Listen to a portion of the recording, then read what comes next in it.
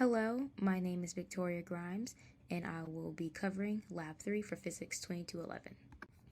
The purpose of this lab was to use fundamental physics principles to generate a predictive model to calculate the mass of a black hole, calculate the initial velocity of a spaceship to avoid a black hole and from crashing into a planet, and a brief result preview is that the mass of the black hole is 1.94 times 10 to the 34th kilograms, and the required initial velocity was negative 2.6 times 10 to the 7th in the x direction, 1.01 times 10 to the 7th in the y direction, and 0 meters per second in the z direction. One of the fundamental principles we use in this lab relates the net interaction between system and surroundings to changes in momentum of the system. This is Newton's second law. It also says the acceleration of an object is dependent on the net external force and the object's mass. We need this law in the experiment because we need to sum the forces acting on an object from the surroundings. From this law, we derive the position and velocity update formulas, which we use in the code.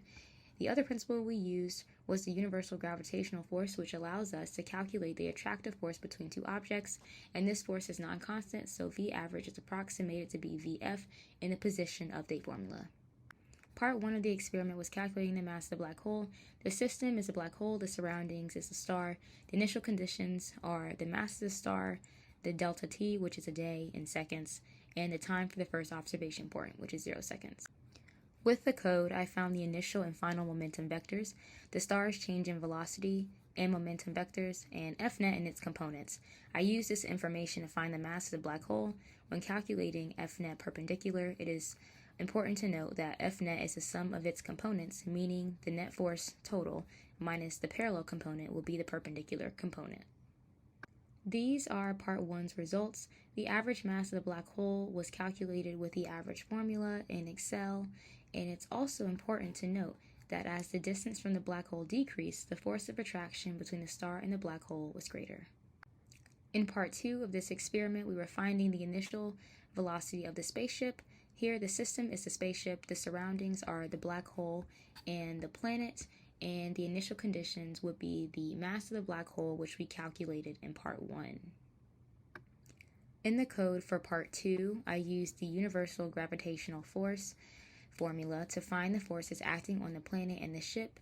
These net forces were then put into the position and velocity update formulas for the planet and ship respectively. These are the results from Part 2. We see that the spaceship, the magenta line, is able to exit the system. The spaceship does not crash into the planet or the black hole, and the ship actually nears the black hole, but the trajectory is altered by the gravitational force from the black hole, and we see this initial velocity here, and that a large X component is needed because we want to exit the system. A limitation or possible error in Part 1 was that the program was ran for a short amount of time, which means we would have a less accurate mass for the black hole, and in Part 2, there was a guess and check method for the ship's initial velocity, which is also not the most accurate. One question to ask is, how did the net force and its parallel and perpendicular components differ from the rate of change of momentum and its parallel and perpendicular components? First, we think about the rate of change of momentum is the rate of change of velocity, which is equal to the acceleration, and net force is equal to the total forces acting on an object. We also know that the perpendicular and parallel components for Fnet and the rate of change of momentum are mathematically identical. The Fnet perpendicular and Fnet parallel are observed easily, but their magnitudes are harder to measure. The rate of change of momentum is easily measurable with the object's position, momentum, and velocity as a function of time, and net force is much harder to measure without actually knowing the masses, and so momentum is generally going to be easier to observe and measure. Another question to consider is, what initial velocity would your spaceship need to have in order to enter into some kind of orbit around the black hole? Unfortunately, I was not able to figure this one out, but I do know some pieces. Specifically, the X component would need to be smaller than the initial velocity we found, because the large X component we initially had is what helped the spaceship exit the system. So we would need an X component small enough and a Y component large enough to ensure the ship enters the orbit.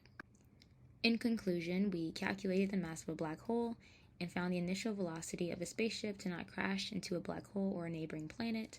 We used Newton's second law and universal law of gravitation and described differences in rate of change of momentum and net force.